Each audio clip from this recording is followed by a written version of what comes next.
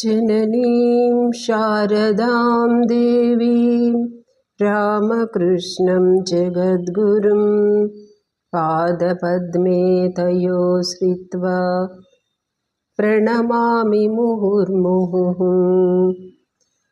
ध्यायेत्पद्मासनस्तां विकसितवदनां पद्मपत्रायताक्षीं हेमाभां पीतवस्त्रां करकलितलसद्धेमपद्माम्बराङ्गीं सर्वालङ्कारयुक्तां सततमभयदां भक्तनम्रां भवानीं श्रीविद्यां शान्तमूर्तिं सकलसुरनुतां सर्वसम्पत्प्रदात्रीं। జయమా లలిత సహస్రనామంలో ఈరోజు 66వ శ్లోకం నుంచి 70వ శ్లోకం వరకు చదువుకుందాము. 66వ శ్లోకం. ఉన్మేష నిమిషోత్పన్న విపన్న భువనావళి సహస్రశీర్షవదన సహస్రాక్షి సహస్రపాత్. ఉన్మేష నిమిషోత్పన్న విపన్న భువనావళ్యై అంటే కన్నులు తెరిచినంతనే బ్రహ్మాండాలను సృష్టింపచేస్తూ కన్నులు మూసినంతనే బ్రహ్మాండాలను నశింపచేస్తున్నటువంటి తల్లి. అమ్మ కళ్ళు తెరిస్తే సృష్టి, చూస్తే స్థితి, మూసితే లయం.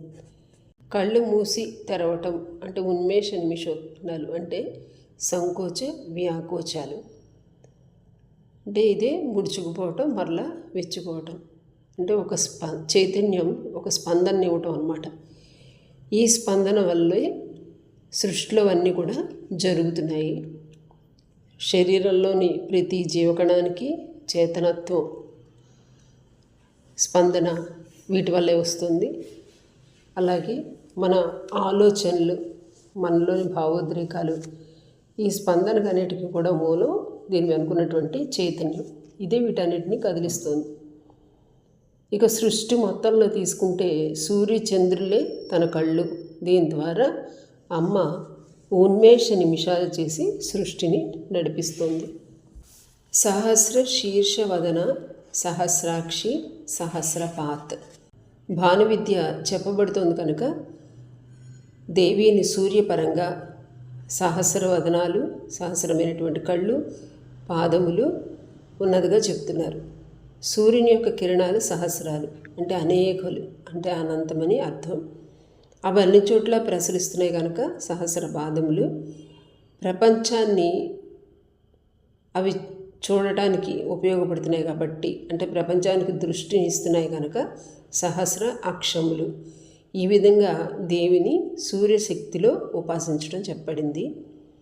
సహర్ష శీర్షములలో వదనం జ్ఞానానికి, కళ్ళు దర్శన శక్తికి, పాదాలు గమనానికి. అలాగే పురుష సూక్తంలో విరాట్ పురుషుని యొక్క వర్ణనలో అక్కడ చెప్తారు సహస్రాక్ష సహస్రపాత్ అని. అంటే విశ్వంలో ఉన్నటువంటి అందరిలోనూ ఉన్నటువంటి ఆ వ్యాపకత్వాన్ని ఇక్కడ చెప్పబడింది. ఇదే సహస్ర శీర్షవదన సహస్రాక్షి సహస్రపాత్. తరువాతి నామం ఆబ్రహ్మ కీట జనని.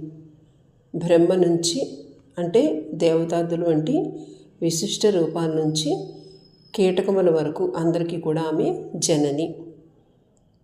అంటే వాళ్ళు చేసుకున్న కర్మలను బట్టి, పుణ్యపాపాలను బట్టి జన్మలు అనేవి లభిస్తూ ఉంటాయి.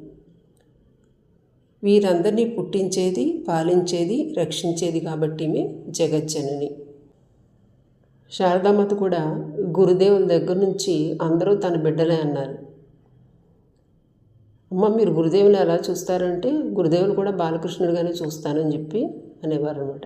అలాగే ఒక పశువు ఒకరోజు అంబా అని పిలుస్తూ ఉంటే అమ్మ హడావుడిగా లేచి అది నన్నే పిలుస్తుంది అని పరుగు పెడతారు. అమ్మ పూజ చేసుకుని వస్తుంటే ఆ గంగారమ్మ అనే పక్షి ఉండేది అమ్మ ఇంట్లోనూ. అది దానికి తెలుసు అమ్మ ఎప్పుడు పూజ నుంచి లేస్తుందో. మా మా అని పిలిచేది. అమ్మ వస్తున్నాను బాబు గంగారాం అని చెప్పి గబగబా వెళ్ళి దానికి పళ్ళు ముక్కలు అందించేవారట.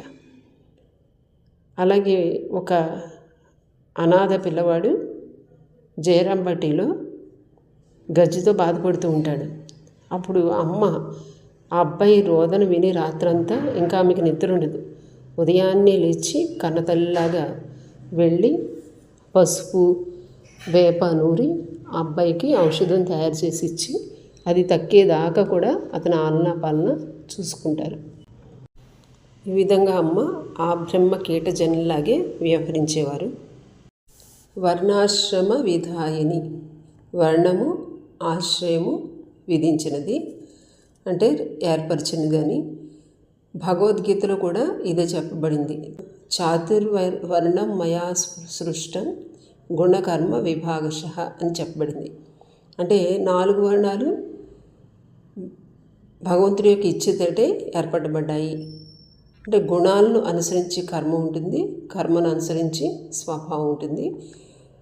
ఈ స్వభావం ఎప్పటికప్పుడు ఉన్నతపరుచుకోవాలంటే ఈ గుణాల యొక్క తత్వాన్ని తెలుసుకోవాలి. ఇది మనకు భగవద్గీతలో వర్ణించబడింది. అంటే 4 వర్ణాలు అంటూ వేరుగా ఎందుకు ఏర్పరచబడ్డాయి, ఇందులో ఏమైనా హెచ్చుతగ్గులు ఉన్నాయంటే అది లౌకికానికి. ఆ హెచ్చుతగ్గులు మనం తీసుకున్నామంటే అవి మనని భ్రమింపజేస్తాయి. పురుష సూక్తంలో బ్రాహ్మణుల ముఖం నుంచి, బాహువుల నుంచి క్షత్రియులు, ఊరువుల నుంచి వైశ్యులు, పాదముల నుంచి శూద్రులు ఉద్భవించారని చెప్పబడింది. అంటే విరాట్ పురుషుని యొక్క శరీర అంగాలే ఈ చాతుర్వర్ణాలు. శాస్త్రాల్లో చతుర్వర్ణాలు, చతురాశ్రమాలు ఈ గుణాలను అనుసరించి వ్యక్తి వికాసం పొందటానికి, అంటే ఆశ్రమ ధర్మాల నుంచి ధర్మ మార్గం ద్వారా మోక్షాన్ని పొందటానికి నిర్దేశించబడ్డాయి. వీటిని అనుసరించడమే ఉత్తమం. ఇక్కడ సాంఘిక సమస్యలకు అసలు తావులేదు. ఎందుకంటే ప్రతి వ్యక్తి కూడా సంఘంలో భాగమే. వారి యొక్క స్వభావ సిద్ధంగా పనిచేస్తూ జడత్వాన్ని వదిలి పరోపకారార్థమిదం శరీరం అన్న ధర్మసూత్రాన్ని అవలంబిస్తూ శ్రేయో మార్గంలో ప్రయాణించడం కోసం ఇవి ఏర్పడ్డాయి. కానీ వర్ణ వర్గ కలహాలు, ఉన్నత తక్కువ స్థితులు అలాంటి వేరు చేయడానికి ఇవి ఏర్పడలేదు. శాస్త్రోక్తంగా నడుచుకునే వారి జీవితాలు శాస్త్రీయంగా, అంటే అవన్నీ కూడా ఎప్పుడు సైంటిఫిక్గానే ఉంటాయి. ఇవి ఏర్పరిచినవన్నీ, ఇవన్నీ కూడా జగత్ కళ్యాణం కోసమే ఏర్పరచబడ్డాయి. శారదామాత అందరినీ తన బిడ్డలాగే చూసుకునేవారు. ఇప్పుడు కూడా ఏది భంగపరచడానికి మళ్ళీ వెళ్ళేవారు కాదు. గ్రామంలో ఉన్నప్పుడు ఆశ్రమ ధర్మాలు పాటించవలసి వచ్చినప్పుడు వాటిని పాటించి అవసరమైతే జరిమానా కట్టడానికి కూడా అమ్మ వెనుకాడలేదు. అయితే మరలా భక్తులకి కులం అనేది లేదు, భక్తులంతా ఒక కులం అని చెప్పేవారు. అంటే ఇవన్నీ ఎందుకు, మన ధర్మ మార్గంలో నడిపించడానికి. ధర్మ మార్గంలోకి ఎవరైతే వస్తారో వాళ్ళ స్వభావమే మారిపోతుంది. ఉన్నత సంస్కారాల వల్ల ఉన్నత జన్మలు లభిస్తాయి. అమ్మ యొక్క పని అందరినీ ఉన్నతంగా ఉంచటం. తర్వాతది నిజాజ్ఞారూప నిగమ. నిజ ఆజ్ఞ అంటే తన ఆజ్ఞ రూపంలో నిగమాది అంటే వేదాది శాస్త్రాలను రూపొందించింది. అమ్మ సర్వాధీశ్వరి. ఆమె యొక్క రాజ్యాంగమే నిగమ శాస్త్రాలు అన్నమాట. వేదాల్లో వైదిక సూత్రాలు, నిత్యకర్మలు, వర్ణాశ్రమ ధర్మాలు, యజ్ఞ ప్రక్రియలు ఇవన్నీ కూడా వివరించబడ్డాయి. ఇవన్నీ అమ్మ ఏర్పరిచినవే. ఆమె అనుజ్ఞతోటి ఏర్పడినటువంటి శాస్త్రాలు నిగమాగమ శాస్త్రాలు. శారదామాత ఏదైనా ఒక మాట అంటే అది వేదవాక్కు సంఘంలో ఎవరు ఆమె మాటను జవదాటేవారు కాదు. ఎందుకంటే అది అమ్మ అందరి యొక్క క్షేమాన్ని ఆలోచించి కరెక్ట్గా చెప్పేవారు కాబట్టి. పుణ్య ఫలప్రద. పునాతి అనేనైతి పుణ్యం. అంటే ఏది చేయటం వల్ల పునీతులు అవుతామో అది పుణ్యం. అమ్మ ఆజ్ఞను నిగమ శాస్త్రాలని చెప్పుకున్నాం. ఈ శాస్త్ర సంబంధంతో నడిచేవారు పుణ్యాన్ని పొందుతారు. నడవని వారికి పుణ్యం లభించదు, అపుణ్యం కలుగుతుంది, అంటే నరకం కలుగుతుంది అని. పుణ్యఫలంగా సుఖాన్ని, అపుణ్యఫలంగా దుఃఖాన్ని దేవి ఒక క్రమ పద్ధతిలో ఇస్తుంది కాబట్టి పుణ్య ఫలప్రద అని చెప్పారు. అంటే ఎవరైతే నిగమ శాస్త్రాలు లేదా వేదోక్త వచనాలను పాటిస్తారో, అంటే కర్మకాండాన్ని అనుసరిస్తూ ఉంటారో, వాళ్ళు మనోపరిపక్వతను పొంది జ్ఞానకాండ విషయాలు కూడా అర్థం చేసుకునే జ్ఞానం కలుగుతుంది. హృదయ పరిశుద్ధత ద్వారానే భగవంతుడిని తెలుసుకోగలం కాబట్టి ఈ హృదయం శుద్ధమవడం కోసం కర్మాచరణ అవసరం. ఆ కర్మ ధర్మాచరణ అయ్యి ఉండాలి. అది పుణ్యాన్ని ఇస్తుంది. శృతి సీమంత సింధూరీకృత పాదాబ్జ ధూళిక. శృతి అంటే వేదాలు, సీమంత సింధూరి అంటే తలపై సింధూరంగా ధరించాయి దేవి పాదధూళిని. అంటే వేదాలు దేవికి గౌరవంగా నమస్కరిస్తున్నాయి, అవి నతమై ప్రణమిలుతున్నాయి.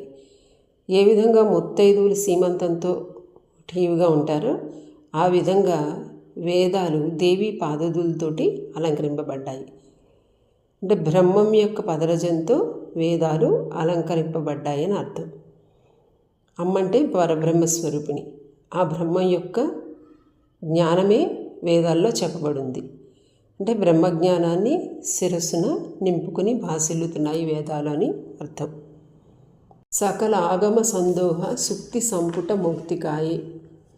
సమస్త వేదములు అనే ముత్యాలతో కూర్పబడినటువంటి నాసాభరణం కలది అని అర్థం. అంటే సకల ఆగమ శాస్త్రాలు అమ్మకు ఆభరణాలు లాంటివి.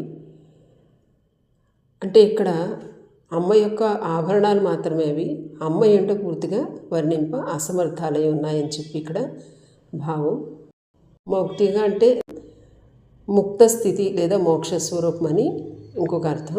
వేదాలు, వేదాంతం, శాస్త్రాలు ఇవన్నీ కూడా జీవిత అర్థాన్ని పాటింపజేస్తూ పరతత్వానికి మన్ని చేరవేస్తున్నాయి. పురుషార్థాలు ఇచ్చినది. చతుర్విధ పురుషార్థాలు ధర్మ, అర్థ, కామ, మోక్షాలు. ఈ శ్రీ విద్యాతంత్రం శివుడి ప్రోక్తం. ఈ 4 ఇవ్వగలిగేది శ్రీ విద్యాతంత్రం. అర్థకామాలు సాంసారిక విషయాలు. వీటిని ధర్మ మార్గంలో తీర్చుకుని వినియోగిస్తే పరమార్థ తత్వాన్ని పొందడానికి ఇవి మార్గం అవుతాయి. అంటే ధర్మ మార్గంలో సంపాదించాలి, శాస్త్రవిహితమైనటువంటి కామ్యకర్మలు చేయాలి. దాని ద్వారా వాసన ముక్తులై ఉపాసన చేయగలుగుతారు. ఇది మోక్షానికి హేతు అవుతుంది. ఈ పురుషార్థాలను ఇచ్చేది దేవి. శారదామాత తమ దగ్గర వచ్చేవారి అందరి కోరికలు తీర్చుతూ ఉండేవారు. ఒకసారి ఒక సన్యాసి వచ్చి అమ్మకి నమస్కారం చేసుకుంటారు. ఆయనకి అమ్మ ముందు 3 ఫలాలు ఇస్తారు. ఆ సన్యాసి కిందకు వెళ్ళాక అనుకుంటారు అమ్మ 3 ఫలాలు ఇచ్చిందని. ఇంతలోకి అమ్మ 4వ ఫలాన్ని కూడా కిందకు పంపుతారు. ఆ సన్యాసి సంతోషంతో అమ్మ నాకు ధర్మార్థ కామ మోక్షాన్ని కూడా ప్రసాదించింది అని చెప్పి ఆనందిస్తారు. ఒకసారి చంద్ర అనే భక్తుడు వేరొక స్వామితో కలిసి గంగా స్నానానికి వెళ్తారు. గంగా స్నానం చేస్తున్నప్పుడు ఆ స్వామి ఈ చంద్ర అనే భక్తుడిని నీటిలో గట్టిగా బట్టి, నేను చెప్పినట్లు అమ్మని అడుగుతావా, అప్పుడే నిన్ను వదులుతానని చెప్తాడు. అతను సరే అంటాడు. నువ్వు వెళ్ళి అమ్మని మోక్షం కావాలని అడగాలి అని చెప్పి అంటారు. ఆ భక్తుడు సరే అని చెప్పి అమ్మని నేను ఎన్నో విషయాలు అడుగుతూ ఉంటాను, ఇదంతా అడగటం అని అనుకుంటాడు. ఆ పైకి వెళ్ళి చూసేటప్పటికి ఉద్బోధన హౌస్లో అనమాట అమ్మ పూజ చేసుకుంటున్నారు. పైకి వెళ్తాడు ఇతను. గంభీరమైనటువంటి ఆ వాతావరణం చూసి ఇతనికి నోటి మాట రాదు. అమ్మ అతన్ని ఎప్పట్లాగా చూసి సైగ చేసి ఏంటని అడుగుతారు. అంటే అతడు కంగారు పడిపోయి ఎప్పుడూ అమ్మ దగ్గర ప్రసాదం తీసుకోవడం అలవాటు, అందుకని ప్రసాదం అంటారు. అమ్మ నవ్వుకుని అక్కడ పెట్టుకున్నటువంటి ప్రసాదాన్ని చేతితో చూపిస్తారు తీసుకోమని. అది తీసుకుని కిందకు వచ్చేస్తారు అనమాట. అంటే అన్నీ ఇవ్వగలది అమ్మ. ఆమె దగ్గర ఉన్న మనం ఏది ప్రార్థించాలో తెలుసుకోగలగాలి. ఒకసారి అమ్మే పంపుతారు బ్రహ్మానంద స్వామి దగ్గర. పూజ చేసేటప్పుడు ముందు శక్తి పూజ ఎందుకు చేయాలి, మహామాయని ఎందుకు ప్రార్థించాలి. అంటే అప్పుడు బ్రహ్మన్మారు చెప్తారు, అమ్మని ప్రార్థించడం అలవాటు చేసుకుంటే అర్థకామాలతో పాటు నెమ్మదిగా మన బంధనాలు తొలగించి జీవులకు మోక్షాన్ని ఇస్తుంది అని చెప్తారు. తర్వాతి నామం పూర్ణ, అంటే పూర్ణ బ్రహ్మస్వరూపిణి, నిండైనది, కొలతంటూ ఏమీ లేదు. సృష్టికి ముందు కూడా పూర్ణంగానే ఉంది, దానిలో నుంచి సృష్టి వచ్చినా అది పూర్ణంగానే ఉంటుంది, చివరికి మిగిలేది పూర్ణమే. దీన్ని అర్థం చేసుకునే వారికి పరిపూర్ణత్వం కలుగుతుంది. ఈ శ్రీ విద్య బ్రహ్మ విద్య కనుక పూర్ణ విద్య అని చెప్పబడింది. అందుకని అమ్మవారి దీక్ష నిష్ఠగా చేసేవారిని పూర్ణ దీక్షాపరులు అని అంటారు. శారదామాతకి ఎప్పుడు వెలితి కొరత అని భావించలేదు. సంతృప్తితో ఆమె సంపూర్ణంగా ఉండేవారు. ఆమె చుట్టూ ఉన్నవారికి కూడా కొరత అనేది ఉండేది కాదు. ఆనంద పూర్ణకుంభం ఎప్పుడు నా హృదయంలో పెట్టబడింది అని చెప్పి దక్షిణేశ్వర రోజుల గురించి అమ్మ చెప్తూ ఉంటారు. అంటే ఏ దోషము లేదు కాబట్టి ఆ పూర్ణత్వాన్ని అనుభవించగలుగుతారు. భోగిని అనే దానికి 2 అర్థాలు ఉన్నాయి. సుఖ సాక్షాత్కార రూపిణి, నాగకన్యా రూపిణి అని 2 అర్థాలు ఉన్నాయి. ఇక్కడ భోగం అంటే పదార్థాలు ఎన్నో ఉండటం, వాటిని అనుభవించడం కాదు, ఒక ఆనందాన్ని పొందటం, ఆనంద అనుభవ స్వరూపిణి కాబట్టి భోగిని. అలాగే ఇహపర సుఖాలు 2 మనకు ప్రసాదిస్తుంది కాబట్టి భోగిని. అమ్మ యొక్క నామాల్లో పూర్ణ, భోగిని అనేవి ఆమె పరిపూర్ణమైనది, మనకు పరిపూర్ణత్వాన్ని ఇస్తుంది, దాంతోపాటు సుఖాన్ని కూడా ఇస్తుంది. ఈ 2 కూడా ఆమె అనుగ్రహంతో కలుగుతాయి. అంటే చతుర్విధ పురుషార్థాలను ప్రసాదించి ఉపాసకులను వాసనాముక్తులు చేసి పూర్ణులు చేస్తుంది. ఈ ముక్తి భోగాన్ని ఇస్తుంది కాబట్టి భోగిని అని. ఇక అమ్మ రూపంలో త్యాగంతో పరిపుష్టమైనటువంటి భోగానికి అధికారిని కనుక భోగిని అని. తర్వాతి నామం భువనేశ్వరి, 14 భువనాలకు తల్లి అని చెప్పి. 14 లోకాలు అంటే భూమండలానికి కింద ఉన్నటువంటి అతల, వితల, సుతల, తలాతల, రసాతల, మహాతల, పాతాళ లోకాలు, అలాగే పైన ఉన్నటువంటి భూకి పైన ఉన్నటువంటి భువ, సువహ, మహాజన, తప, సత్యలోకాలు. ఈ 14 భువనాలకి ఆమె ఈశ్వరి అని. ఈమె రూపం వరదాభయ హస్తాలతోటి, పాశాంకుశాలతోటి ఉంటుంది. దశ మహావిద్యల్లో 10వ రూపం భువనేశ్వరి. భువనేశ్వరి విద్య అంటే ఒక పెద్ద మంత్రశాస్త్రం ఇది. భువనేశ్వరి అన్న త్రిపుర సుందరి అన్న ఒకటే.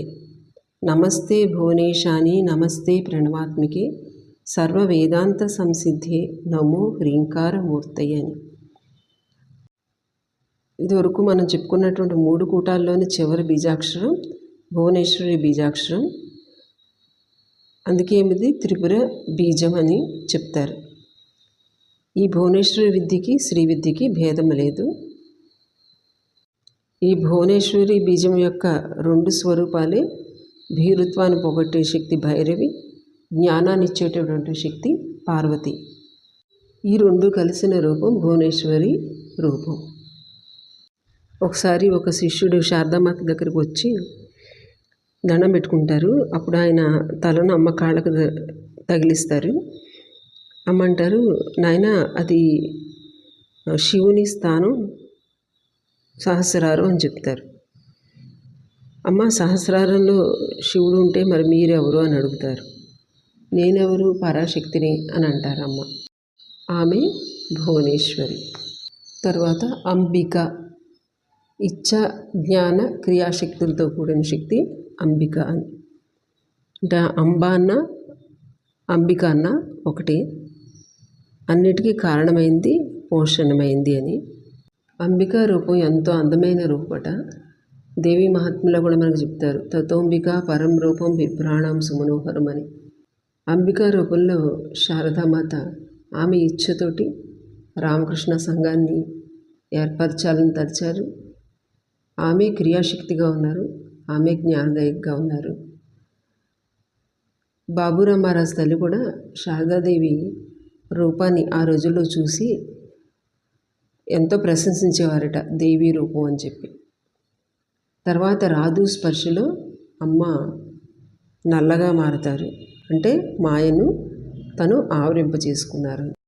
తన మాయతోటి జగత్తులోకి వస్తూ ఉంటుంది. అనాది నిధన, ఆది అంతాలు లేని తల్లి. అంటే సృష్టి లేదా ఈ భువనాలు ఉన్నా లేకపోయినా కూడా ఆ శక్తి అనేది ఉంటూనే ఉంటుంది. జగత్తులోని అన్ని వస్తువులకు ఆది అంతం ఉన్నాయి. వాటి వెనుకున్న చైతన్యం మాత్రం ఎప్పుడు ఉండేది. అంటే ఉపాధులు ఉంటాయి, పోతాయి. ఆత్మపరంగా ఆది అంతం లేనిది. తర్వాతి నామం హరిబ్రహ్మేంద్ర సేవిత. హరి బ్రహ్మ ఇంద్రాది దేవతలతోటి సేవించబడుతున్నది అని. దేవి భాగవతంలో కూడా బ్రహ్మ విష్ణు ఇంద్రాది దేవతలందరూ సృష్టి స్థితి లయకారినటువంటి దేవుని కీర్తిస్తున్నారు అని చెప్పబడింది. అలాగే దేవి మహాత్మ్యంలో కూడా ఎప్పుడైతే ఆపద సంభవిస్తుందో త్రిమూర్తులు అందరూ కలిసి దేవతలందరూ కూడి స్తుతించే రూపం ఆ దేవీ రూపం కనుక దేవి హరి బ్రహ్మేంద్ర సేవిత. మధు కైటబులు అనే రాక్షసుల నుంచి రక్షణ పొందటానికి బ్రహ్మ అమ్మ యొక్క యోగమాయా రూపాన్ని ధ్యానించాడు. మహిషాసురుడి నుంచి తప్పించుకుంటానికి దేవతలందరూ కలిపి అమ్మని స్తుతించి ఒక మహాశక్తిని పొందారు.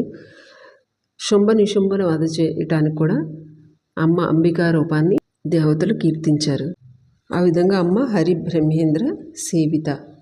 బ్రహ్మా విష్ణు శంభుర్వాసవో అరుణో యమః వాయురగ్ని కుబేరశ్చ త్వష్ట పోషాశ్వినో భగః ఆదిత్యో వసవ రుద్ర విశ్వే దేవా మరుద్గణాః సర్వే ధ్యాయంతి తాం దేవీం సృష్టి స్థిత్యంతకారిణి.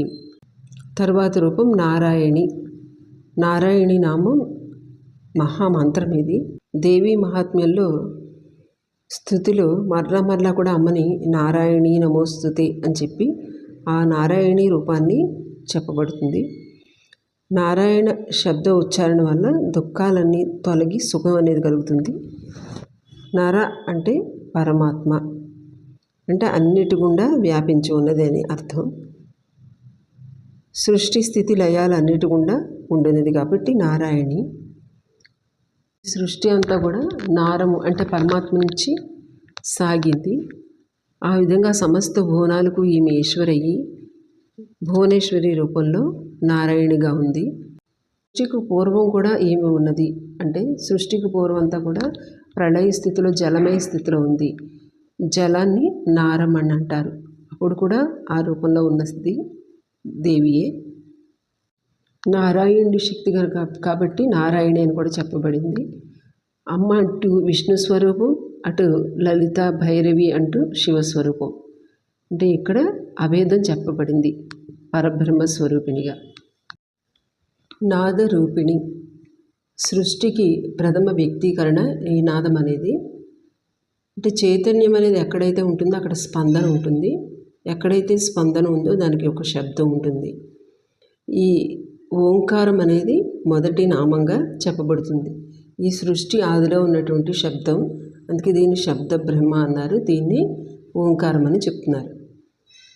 అలాగే మనం చేసే మంత్రం కూడా ఇది నాదం, అంటే ఇది శబ్దం. ఇది అక్షరానికి ఒక రూపం. ఈ నాదం అనేది ప్రతి దానిలోనూ ఉంటుంది. గాలిలో ఉంది, అగ్నిలో ఒక శబ్దం ఉంది, నీటికి ఒక శబ్దం ఉంది. మనం సముద్రం దగ్గరికి వెళ్తే సముద్ర ఘోష వినిపిస్తూ ఉంటుంది. ఒక శంఖ ఘోషలాగా వస్తూ ఉంటుంది. అలాగే మనం చెవులు మూసుకుని నిశ్శబ్ద ప్రదేశంలో ఉంటే మన లోపల ఒక నాదం అనేది వినపడుతూ ఉంటుంది, శబ్దం.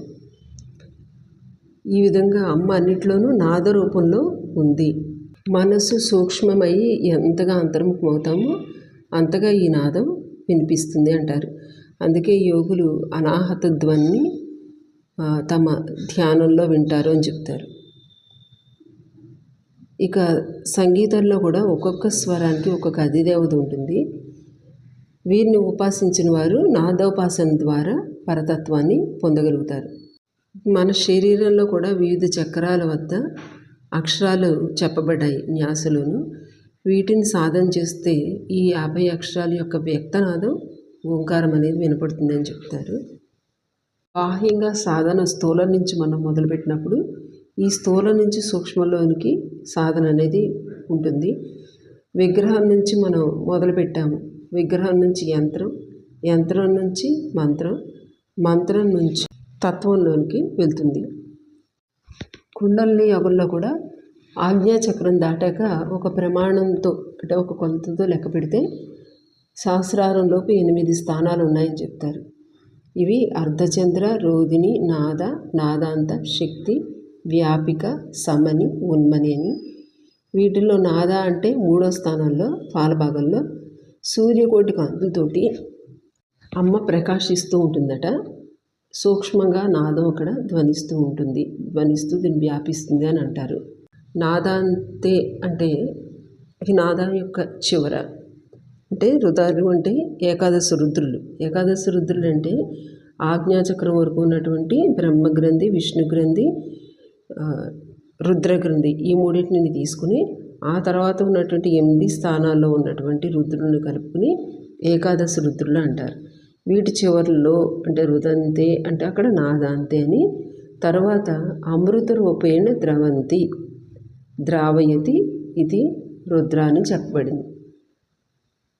అంటే నాదాంతంలో ఈ చక్రాల యందు ప్రయాణించి చివరిని పొందేటటువంటి ఆనందానుభూతి అక్కడ అమ్మ నాద రూపాన్ని చెప్పబడింది. శారదామాత ఒక ఉత్తరంలో రాస్తారు, దక్షిణేశ్వరంలో గంగా, చెట్టు, చేమలన్నీ కూడా గానాన్ని చేస్తున్నాయి.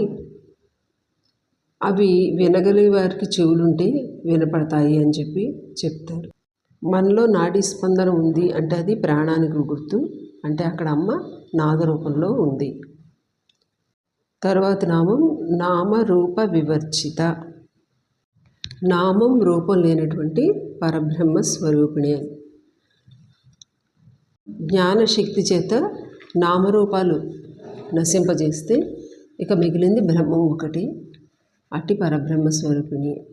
అంటే నామాన్ని రూపాన్ని వదిలినప్పుడు పరబ్రహ్మ స్వరూపాన్ని పొందితే మరి మనం నామాన్ని రూపాన్ని ఎందుకు జపించాలి, పూజించాలి అని శ్రీరామకృష్ణ చెప్పేవారు. పాలు ఉన్నాయి, అవి పుష్టిని ఇస్తాయి అని తెలుసుకోవటం సామాన్య జ్ఞానం, దాన్ని చూసి గుర్తించడం విశేష జ్ఞానం, ఆ పాలు త్రాగి శక్తిని పొందడం విజ్ఞానం అని చెప్పేవారు. అంటే ఈ శక్తికి ఏదైనా ఒక రూపం కానీ నామం ఉందా? లేదు. కానీ అది ఎక్కడి నుంచి వచ్చింది? పాల నుంచి. అదేవిధంగా పరమాత్మ తత్వాన్ని పట్టుకోవడానికి ఒక ఆలంబన కావాలి. భగవంతుడు అంతటా ఉన్నాడు, కానీ నామంలో, రూపంలో అంటే ఒక మూర్తిలో విశేషంగా ఉన్నారు. దానిలోని చైతన్యాన్ని పట్టుకుంటే ఇక నామం, రూపం అనేది అవసరం లేదు. ఈ స్థితిలో నామరూప వివర్జిత. తర్వాత నామం హ్రీంకారి. హ్రీం అనే బీజాక్షరంలో హకార, రకార, ఈకారాలు కలిపితే హ్రీం అనే బీజాక్షరం. ఓం అనేది బ్రహ్మానికి ప్రతీక అయితే హ్రీం అనేది శక్తికి ప్రతీక. ఇందులో హ అనేది ఆకాశ బీజం. అంటే ఈ ఆకాశంలో ఉన్నటువంటి కూడా బ్రహ్మాండాలు, వీటికి బీజం హ. ఈ అనే బీజం వాయు బీజం. రా అనేది తేజో బీజం అంటే అగ్ని. ఈ హ్రీం బీజాన్ని మనం భువనేశ్వరి బీజం అని చెప్పుకున్నాము. సృష్టి స్థితి లయ కార్యాలు చేయింది భువనేశ్వరి, అందుకని ఆమెను సూచించే బీజాక్షరం హ్రీం అని చెప్పబడింది. ఆకాశ, వాయు, అగ్ని బీజాలు. ఇక పరబ్రహ్మ నుంచి జగత్తు వరకు చెప్పుకోవాలంటే అస్థి, భాతి, ప్రియం, నామం, రూపం. ఇవి వీటికి నిరూపణలు అన్నమాట. అంటే నామం, రూపం చెప్పుకుంటే అది జగత్తు అవుతుంది. నామరూపాలు తీసేసినవి మిగిలిన అస్థి, భాతి, ప్రియం అంటే అది పరబ్రహ్మతత్వం అవుతుంది. అస్థి అంటే సత్స్వరూపమని, భాతి అంటే ప్రకాశం, చిత్ లేదా చైతన్యమని, ప్రియం అంటే ఆనందమని. సచ్చిత్ ఆనంద స్వరూపం, ఇది పరబ్రహ్మ యొక్క సంజ్ఞ. ఇంకొక అర్థంలో ఇక్కడ చెప్పుకోవాలంటే ధర్మ, అర్థ, కామ మోక్షాలకు కూడా ఇది ప్రతీక. ఇక్కడ సత్ అంటే మనం హకారం అని చెప్పుకుంటున్నాము. అంటే సత్ వస్తువు పాటించడం వల్ల ఏమవుతుంది, ధర్మం అనేది కలుగుతుంది. ఈ అంటే కామం లేదా కోరిక అంటే ఇది ఆనందానికి ప్రతీక. ఇక రకారం అంటే చిత్, రేఫ దీన్ని అర్థంతో ఈ విధంగా ధర్మ అర్థ కామాలు భౌతికంగా చెప్పబడ్డాయి. ఇదే పరమార్థంగా వీటిని మనం సత్ చిత్తి ఆనందం అని చెప్పుకుంటున్నాం. ఇక అనేది మోక్షదాయిని. అంటే ఇక్కడ హ్రీం అనే అక్షరం చతుర్విధ పురుషార్థాలను ప్రదానం చేసే శక్తి కలిగింది అని చెప్పబడింది. అందుకని ఈ హ్రీంకార బీజాక్షర జపం చేస్తే ఇది మనని నామరూప వివర్జితమైనటువంటి స్థితికి తీసుకెడుతుంది అని చెప్తారు. తర్వాత హ్రీమతి.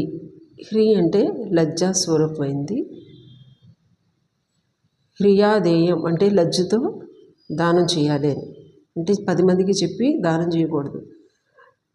తర్వాత శ్రద్ధా సతాం కులజన ప్రభవస్య లజ్జ అంటే ఉత్తమమైనటువంటి జన్మలు కలిగిన వాళ్ళు లజ్జారూపంగా ఉన్నావు అని అమ్మని చెప్పబడింది. అమ్మవారు హ్రీమతి అంటే లయం చేసుకునే స్వభావం కలది. అంటే మనల్ని అంతర్ముఖులను చేసి పరతత్వంలో లీనం చేయటం లయం అంటాం. ఇది హ్రీం బీజాక్షరం యొక్క అర్థం. అంటే ఇది మోక్షకారిణి విద్య. ఇలా మోక్షాన్ని ఇచ్చే స్వభావం కలదు కాబట్టి హ్రీమతి. శారదామాత కూడా ఎంతో లజ్జా స్వరూపిణిగా ఉండేవారు. భద్రంగా ఉండటం, లక్షణంగా ఉండటం, నడవడికలో ఒక పొందు, చంచలత్వం లేకపోవటం, దీన్ని లజ్జాస్వరూపం అని మనం చెప్తాము. అమ్మ ఆవిడ ఎవరైనా తనని చూడటానికి వస్తే ఆపాదమస్తకం ముసుగుతో కప్పుకుని ఉండేవారట. ఒకసారి ఒక పిల్లవాడు అమ్మని చూడటానికి పైకి వెళ్తారు. శారదాన్ మహారాజు పైకి వెళ్ళి చూసి రమ్మంటారు. ఆయన పైన రూమ్లోకి వచ్చి చూసి ఎవరూ లేరని కింద వెళ్ళి శారదాన్ మహారాజు చెప్తారు. శారదానంద మహారాజు అంటారు, నువ్వు వెళ్ళి సరిగ్గా చూసిరా, మళ్ళీ పైన ఎవరో ఉన్నారు అని అంటారు. అప్పుడు అతను మళ్ళీ పైకి వెళ్ళి చూస్తే పైనుంచి కింద దాకా కప్పినటువంటి ఒక తెల్లగుడ్డ తప్ప ఇంకేం చూడలేదు నేను చెప్తారు కిందకు వచ్చి. అప్పుడు శారదాన్ మహారాజు అంటారు, సరే ఈసారి నువ్వు పైకి వెళ్ళి చూడు, ఆ పైనుంచి కింద దాకా ఒక ముసుగులా ఏ గుడ్డ అయితే కప్పు ఉందో దాని చివరిలో నీకు 2 బొటన వేళ్ళు కనిపిస్తాయి అని చెప్పి, అప్పుడు నువ్వు ఆ 2 బొటన వేళ్ళని చూసి అమ్మ అని పిలు అని చెప్తారు. అప్పుడు ఈ అబ్బాయి మళ్ళీ పైకి వెళ్ళి శారదాన్ చెప్పినట్టే ఒక పెద్ద ముసుగు ఉన్నటువంటి ఒక ఆకారాన్ని చూసి కింద 2 బొటన వేళ్ళని చూసి అమ్మ అని పిలుస్తారు. అమ్మ వెంటనే అప్పుడు ఆ ముసుగుని తొలగించి ఆ అబ్బాయితోటి మాట్లాడతారు. హృదయ యోగుల హృదయం ముందు వసించి వారికి ఆహ్లాదము కలిగించినది. అంటే హృదయ అంటేనే ఆకర్షణ, ఆహ్లాదం లేదా మనోహరంగా ఉన్నది అని చెప్తాం. యోగి హృధ్యాన గమ్యం అని. యోగులు ధ్యానంలో ఎవరినైతే ధ్యానిస్తూ ఉంటారో దానికి గమ్య వస్తువు దేవి అని. హృదయ అనే నామం శారదామాత కూడా చక్కగా సరిపోతుంది. ఎంతో ఆమె వినసొంపుగా మాట్లాడేవారు. ఎదుటివారి హృదయాలకు హత్తుకునేటట్టు మాట్లాడేవారు. నెమ్మదిగా మృదుత్వం ఉన్నటువంటి స్వభావం ఆమెది. అందుకనే అమ్మ పట్ల అందరికీ ఒక ఆకర్షణ, ఒక ఆహ్లాదం పొందేవారు అమ్మ దగ్గరికి వస్తే. చివరిది హేయోపాదేయ వర్జిత. హేయం అంటే విడవదగింది, ఉపాదేయం అంటే స్వీకరించదగింది. ఈ రెండిటికి కూడా అతీతంగా ఉన్నది. మనం దుఃఖాన్ని హేయం అని చెప్తాం, విడవదగింది. అలాగే ఏదైతే లాభం ఉందో దాన్ని ఉపాదేయం పొందాలని అనుకుంటాం. అంటే మనకి ఏది లాభకరమో ఆ వస్తువుని తీసుకుంటాం, మిగిలిన దాన్ని మనం వదిలేయాలని అనుకుంటాం. అయితే అన్నిట్లోనూ ఆత్మ వస్తువై ఉన్నప్పుడు ఇక దేవికి వేరే తీసుకునేది లేదు, వదిలేది లేదు. ఇక ఈ ప్రకృతి, ప్రపంచం ఇవంతా జీవులకు కావాల్సింది. దేవి వీటికి అతీతురాలు. హేయోపాదేయ వర్జిత అంటే ఇక్కడ ఆమె తన సస్వరూపంలో ఉంది అని. అలాగే శారదాదేవిలో కూడా విడవదగింది స్వీకరించదగింది అనే ద్వంద్వాలు ఆమె దగ్గర ఉండేవి కాదు. ఎందుకంటే ఆమె కారుణ్యానికి అందరూ సమంగానే ఉండేవారు. అందరి పట్ల ఆమె సమంగానే వ్యవహరించేవారు. ఎప్పుడు స్థితప్రజ్ఞురాల్లా ఆత్మవస్తువుల్లో దృఢంగా ఉండేవారు కాబట్టి ఆమెకి హేయము అపదేయం అనేది లేదు. ఇక్కడితో 70వ శ్లోకం పూర్తయింది. జై మా.